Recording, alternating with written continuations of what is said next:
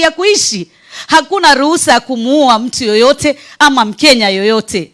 Leo nasikitika kuona vijana wetu, vijana zaidi ya 50 wakipigwa marisasi, wakiuawa, wamekuwa tortured. Ajabu ni kwamba wanaowapiga marisasi ni Wakenya wenzao. Wakenya ambao sisi Wakenya tunawatolea ushuru, kuwalipa mishahara yao, kuwalipa pesa zao za rent na kuwalipa marupurupu walionayo. Leo taifa limegeuka. Wakenya wanashurutishwa kuua Wakenya wenzao. Tunaenda wapi kama taifa sisi? Ni masikitiko makubwa na mshangao ya kwamba viongozi wanaweza kusimama na kusema tunawapongeza polisi, tunawapa hongera kwa kazi nzuri. Kazi ya kuua Wakenya, kazi ya kuua vijana wadogo, kazi ya kuua kina mama, kazi ya kuua wazee. Jamani, ni Wakristo wa aina gani hao? Ni Waislamu wa aina gani? Ni Biblia gani mnaoisoma inayoshurutisha kuua na kutoa roho za watu? Ni Qurani gani mnaoisoma inayoshurutisha kutoa roho za watu na kuua watu? And yet you call yourselves Christians, and yet you call yourselves Muslims.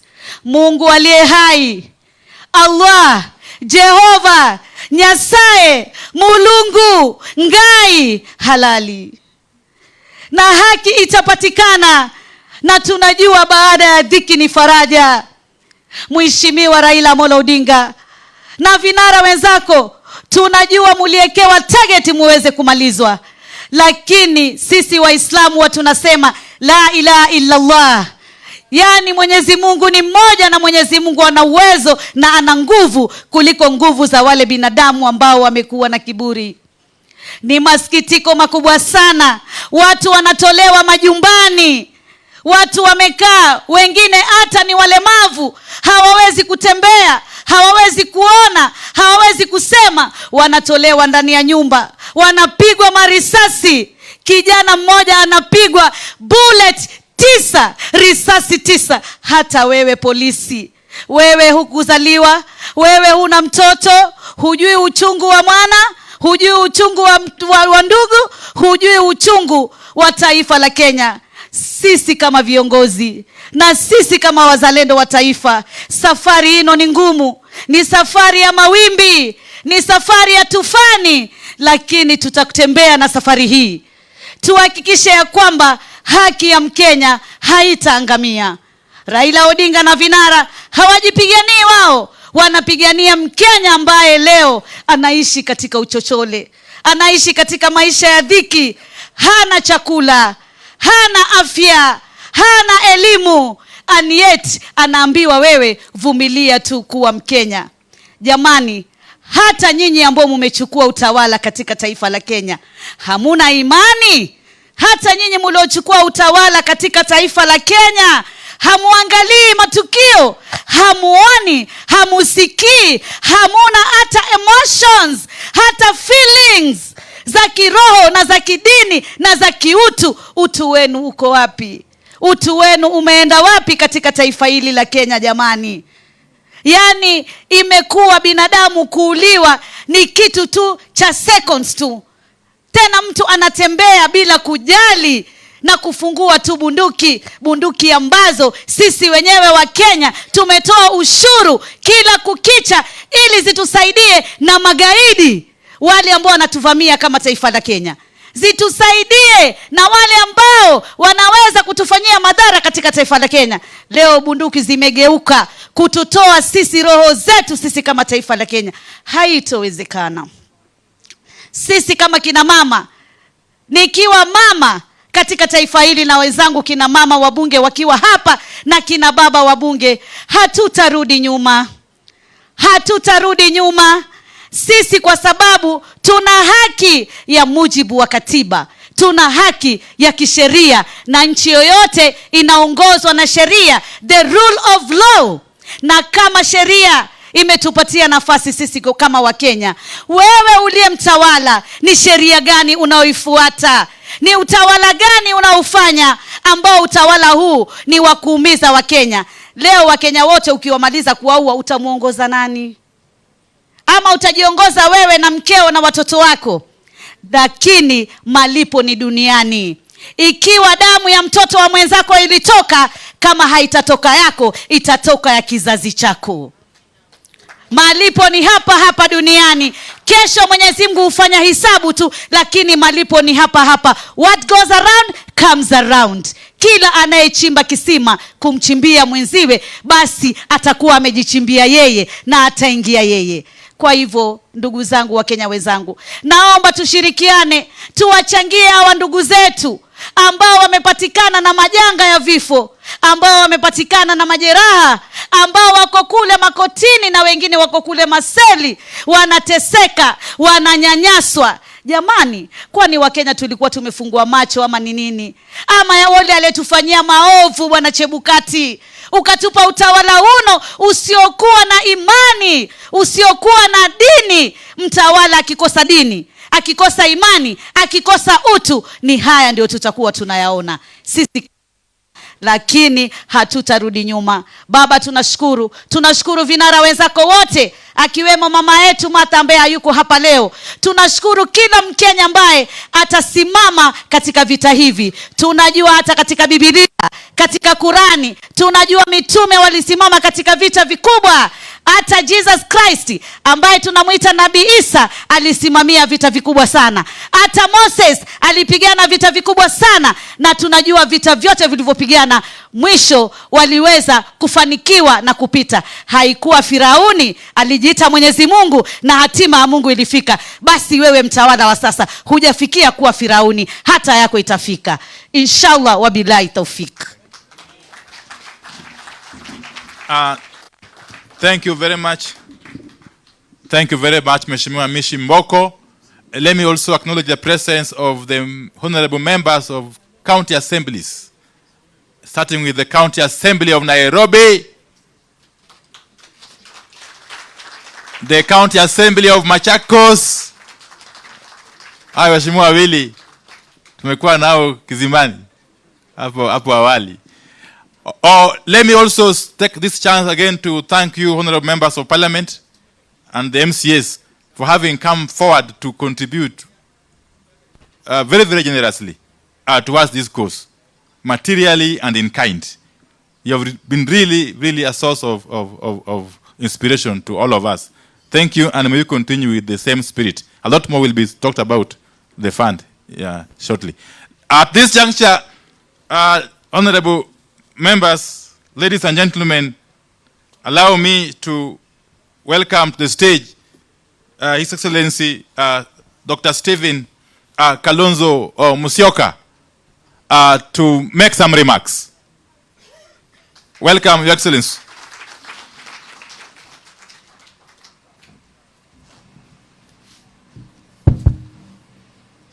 Thank you so much, ndugu Pio Ondai.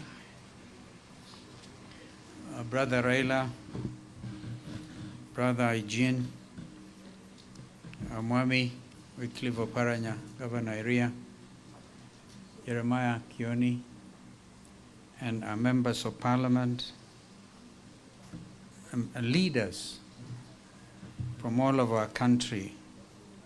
Ladies and gentlemen, fellow mourners, I've been asked to read this statement on behalf of all of us as Azimio la Umoja One Kenya. And the subject is Azimio Statement on Vigils, Prayers, and Support for Police Brutality Victims, dated today, July the 26th, 2023. This afternoon, we took time to visit the victims of police brutality who are receiving treatment in various hospitals in Nairobi. More specifically, we went to Mama Lucy Hospital and to Kenyatta National Hospital. We have also been able to visit the city mortuary. We visited the other day Shalom Hospital with our sister mother and Jeremiah Kioni, I think, and Mwangi.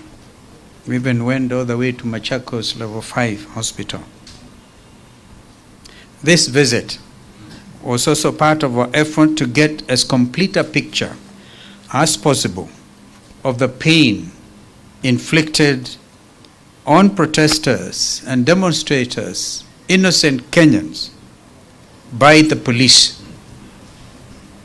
A similar exercise has gone on in different places across our country.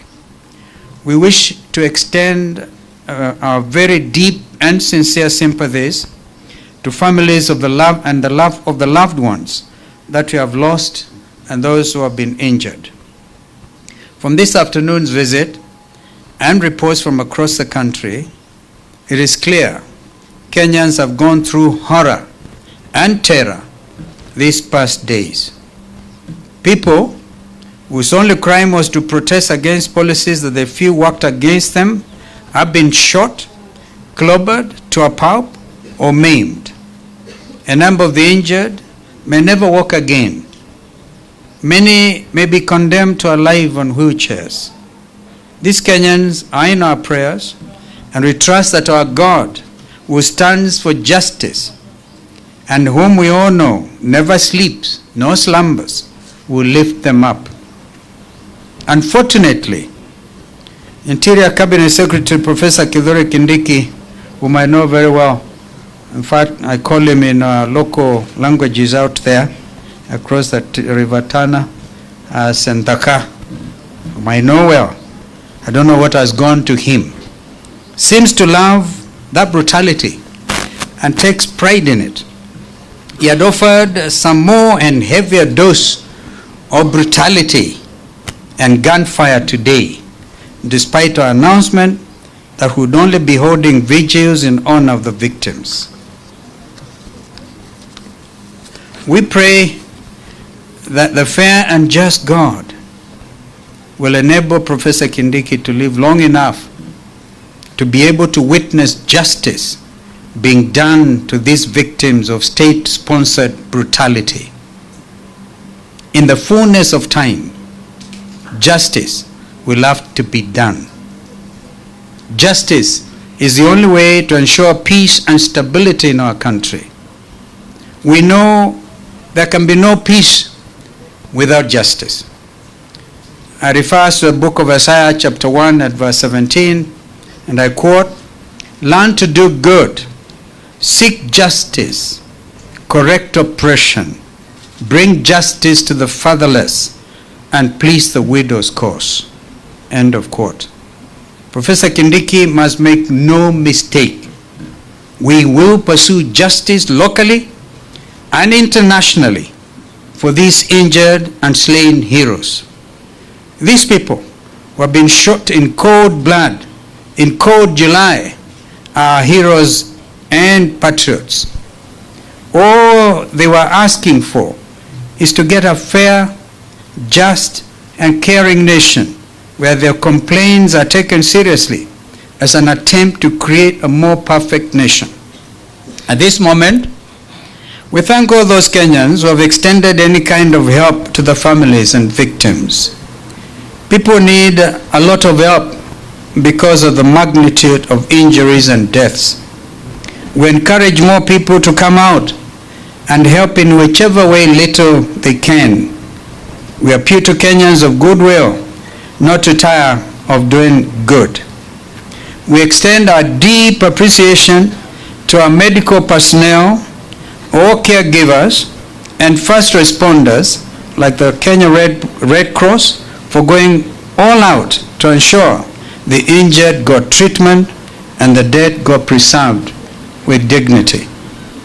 We know it was a wish of Interior CS that the injured don't get help and the dead don't get acknowledged by hospitals and government agencies. That order remains in place as we speak, which is why getting an accurate and complete figure of the dead is difficult. But we will get there. We are working meticulously, day and night, and I thank you, Pio and I and your team, even for the presentation. The world now knows what has actually happened in our country in the last few days, and I think we want to thank Opio and that team. We also thank our members of parliament and county assembly members for their continued support for and solidarity with our people, particularly in rural areas. As we speak, there are many Kenyans who are some in police custody, and I know that some of our learned colleagues have gone out there. Dunstan Omari stands out because he stood with our teams in Ndegwa, Jiro. We want to thank you. And because some of you actually been doing it pro bono to get these young men out. Young council called Kala in Machakos got all the 43 out as of yesterday. So we really appreciate all this. And in fact, some of you are even paying, because these young men can hardly pay the bail cash, 10,000, 5,000, some cannot even afford, and you members of parliament and county assembly have been able to do this cause justice. Our governors who have extended help, we recognize you and also thank you. We recognize the efforts you are making at the grassroots in rural areas where people need help most. Above all, we encourage everyone not to tire of doing good. We further take this opportunity to thank all those who have come out to honor and show love for our slain and injured heroes with candles and flowers. Indeed, they're also heroines. So a young lady who was coming from the Dagoretti corner there got shot for no reason, even in our private parts. Please don't tire. You've been able to give out candles out there as of midnight last night and flowers. Let's all not get tired. The vigils, the prayers, and the laying of flowers continues tomorrow and throughout the weekend. We appeal to all our houses of worship to dedicate prayers to these heroes and innocent souls and for our country. In fact, I remember some of them issuing that call to prayer, which could have been last weekend. But we say, please continue and mourn with us. Let's pray for God to soften the hearts of the pharaohs. Michi Boko, you mentioned that very well. The pharaohs in government who would rather harm and kill our people instead of letting them go in the spirit of justice and freedom 6 years after independence. As part of our love and honor for the slain and injured heroes of this struggle, we will hold interdenominational prayers on Friday, the 26th July 2023. That's a day after tomorrow, here in Nairobi, and this should also be replicated in the counties across the country. We will bless the souls of the injured and the dead. We will pray for the pharaohs in government to listen to the cries of our people about the high taxes and the rising cost of living. We will pray for our police to know that the people they brutalize, maim, and kill are indeed their brothers, their sisters, and fellow citizens. What became of the new title, National Police Service? It is now the opposite. It is a terrorizing force. We will continue praying for and pleading with the international community and all its institutions, especially those in the field of justice, democracy, and human rights, to stand with Kenyans against a regime gone rogue. During the prayers, we will call on the international community to call Kenya security agencies to order. Indeed, some of them have called them out, like the International Human Rights Commission in Geneva. Call them out. Injustice anywhere is injustice everywhere. The international community must never lose sight of this fact. And either we are going as Africa to accept that it is the turn of Africa to rise and therefore be serious about the conduct of democracy, or we accept that as the law of the jungle, literally the law of the jungle applies, and making nonsense of any pretense at democracy and democratic governance. On Friday, we shall also announce the next steps forward with our anti-tax protest. Let's make no mistake. Kenyans are still hurting And we shall not relent until this regime acknowledges this grim reality of suffering and agrees to repeal the infamous Finance Act. We call on Kenyans not to surrender. We must not, and we will not give up. Let us take comfort in the fact that the world has seen worse and more brutal regimes before. No regime can be so brutal as to outlive its people. We shall overcome. Justice shall be done. Not our will, God, but God's will. And this struggle continues, a luta continua. I thank you. In fact, looking at some of the names, a young boy of 13 years old. I mean, what has happened to a sense of morality? The majority of those killed and injured are young people. And yet, we have people in office pretending they want to help our youth get employment, our youth get to be able, because Lovik Ayondi, a minor, 13 years, Kibera Mashimoni, was shot on the right leg, a 13-year-old. We've seen them today. Like we say, my brother Raila was not in a hurry. He wanted to see each one of them. We couldn't, because we also felt that this is an important matter. And I think the world now knows what is happening in our wonderful nation. The choice is, do we allow it to deteriorate, or do we, as Shakespeare said in one of Shakespearean tragedies, Hamlet, or do we take arms against a sea of troubles and by opposing, end them? Of course, Hamlet was trying to commit suicide. We can't afford to commit suicide in our nation. I thank you, ladies and gentlemen.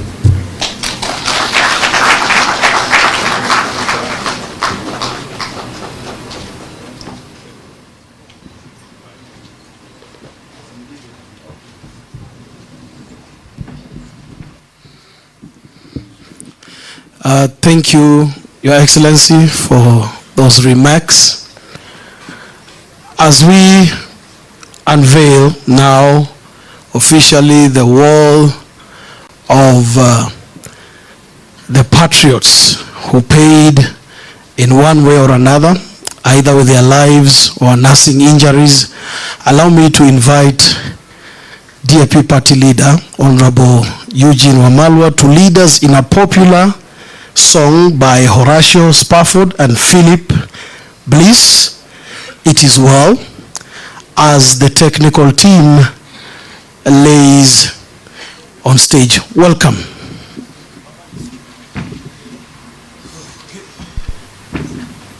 Thank you very much. I was never very good at our choir.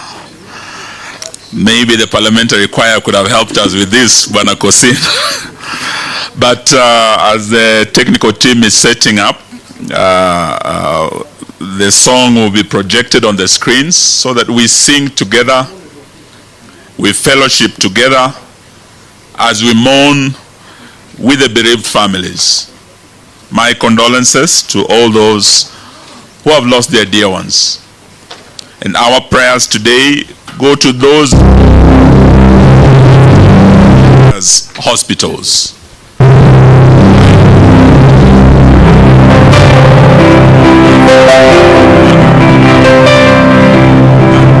There was a young man called Edward Wanjala.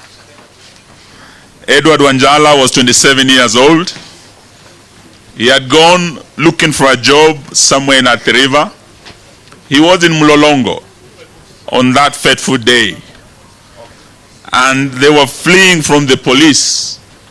And Edward, just like the other over 30 victims, was shot at the back of his head. The bullet entered at the back and it exited in the front, blowing his face. And many of the 30 victims were killed in a similar way. They were fleeing from the police. They were not posing any danger to the police for the armed officers to be justified according to our laws to use their firearms against unarmed, peaceful demonstrators. They were not in any danger. We have had a statement issued by the PS Interior saying that police officers were attacked and one officer lost his life. It tells you who had the guns and the bullets. We are mourning over 30 shot by the police, gunshot wounds, each one of them. But they are saying there's one officer who lost their life against this over 30. We want to say poleni kwa wale wote wamepoteza wapendwa wenu. And as the team is setting up, we want to assure you by this Friday, we will be having an interdenominational service. We will continue with the mourning and the prayers through the weekend. We will be going to different parts of Kenya to mourn with you. That is what we will be doing. Now, I do not see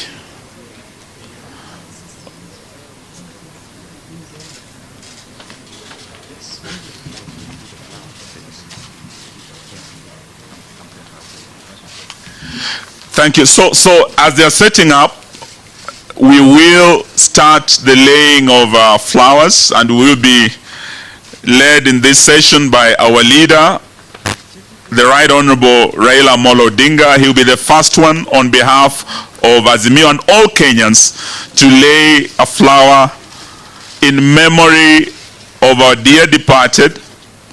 And he will also lead the nation in lighting the candle. And we want to ask all Kenyans across our country to light up a candle today and to say a prayer for the dear departed. As our leader is doing this, we are happy that across the country I've seen in Kisii already people have started lighting candles. Please, in your own special way, as the Right Honorable Raila Odinga is doing, do so in memory of our dear departed. And after our leader, we'll ask the Honorable Dr. Stephen Kalonzo Musyoka to come and also, thank you very much. Our leader lays the flowers in memory of the dear departed. His Excellency Dr. Stephen Kalonzo Musyoka will follow to do the same, to lay the flower and observe a minute of silence. And he'll thereafter also light a candle in memory of the dear departed.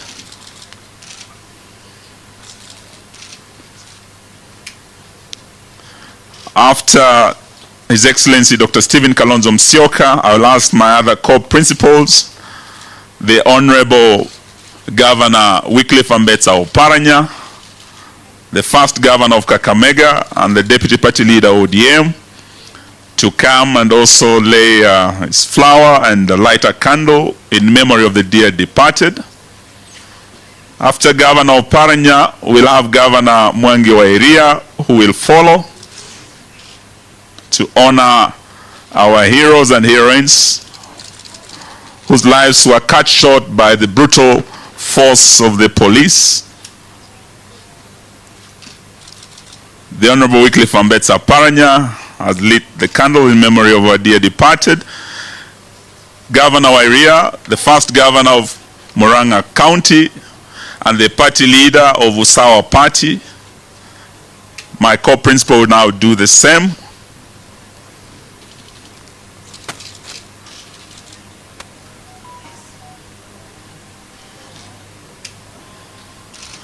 After Governor Wairia, we'll have the SG of Jubilee, the Honorable Jeremiah Kioni, to come and do the same.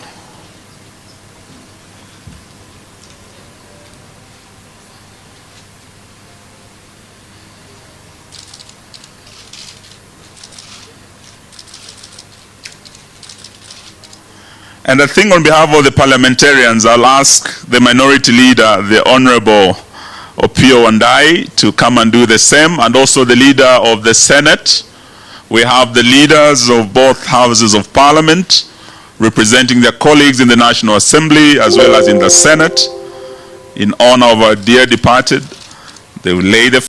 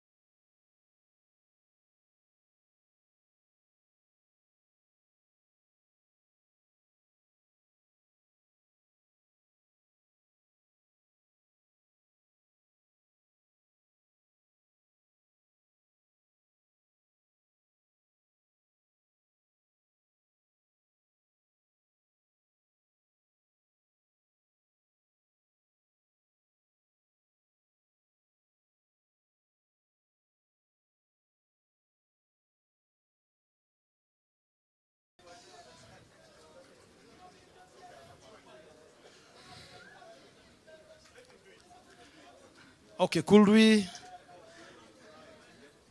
kindly?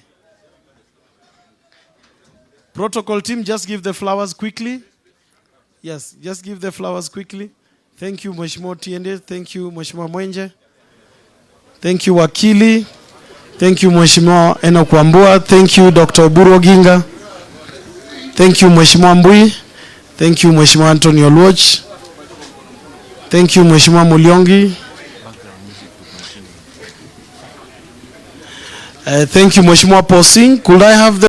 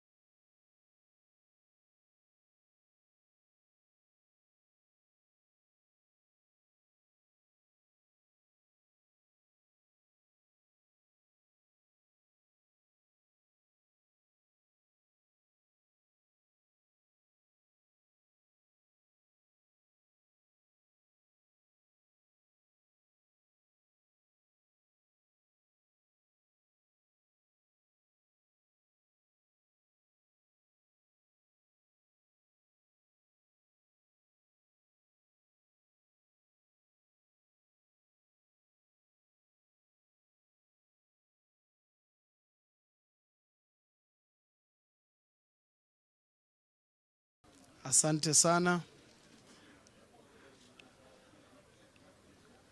Asante. Tujikaze kidogo. Mheshimiwa Eddie Okech, thank you.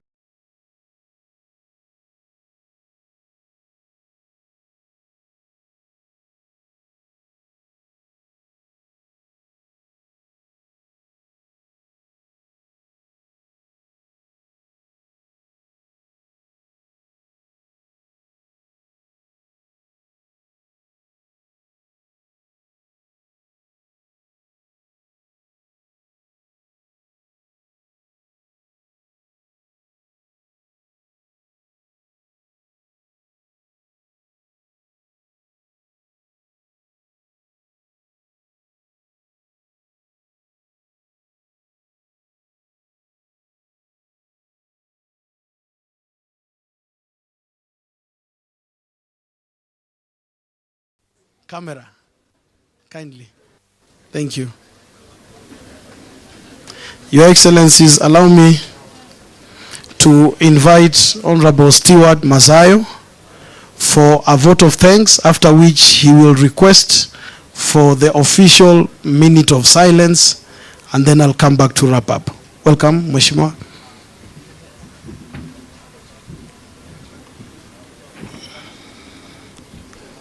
Asante. Wakenya wenzangu, kwanza nataka niwapatie shukrani sana kwa kuja ili kuweza kuwa na sisi katika hii taasisi yetu tulionayo. Kitu cha pili ni kwamba nataka kuwashukuru wale wote ambao wametoka mbali, Wakenya wote wametoka mbali. Nataka kuwashukuru vinara wetu. Pia vile vile nataka kuwashukuru waheshimiwa wenzangu bunge la kitaifa na maseneta. Nataka kuwashukuru ma MCA wote walioko hapa. Nataka kuwashukuru vile vile kina mama ambao tumeona juhudi zao wakiwa hapa. Najua uchungu wa mwana, tunasema ya kwamba anayojua ni mama. Na tumeona leo hisani ya mama kwa uchungu aliokuwa anasikia. Poleni sana kina mama mlioko hapa, poleni sana kina mama mlioko manyumbani huko. Tunajua yote haya yalifanywa na nguvu za shetani. hatungepoteza Wakenya, kwa sababu tulikuwa tunafanya yalikuwa ni haki kulingana na katiba ya maandamano. Tunamwachia Mungu wote waliokwenda mbele za haki, na sisi tuliobaki tutaendelea katika safari hii. Viongozi wetu, nataka kuhakikishia kwamba tuko pamoja na nyinyi, hatutawaacha katika safari hii, tutaenda pamoja. Jambo la kuhuzunisha kwa Wakenya hivi leo, lakini letu tu ni kuregesha imani kwa Mwenyezi Mungu na kusema ya kwamba tutafaulu katika safari hii. Nataka kwa sababu ya wakati, nataka niwaombe nyote mlioko, tusimame kwa heshima ya wale wote ambao waliweza kupoteza maisha yao kwa dakika moja.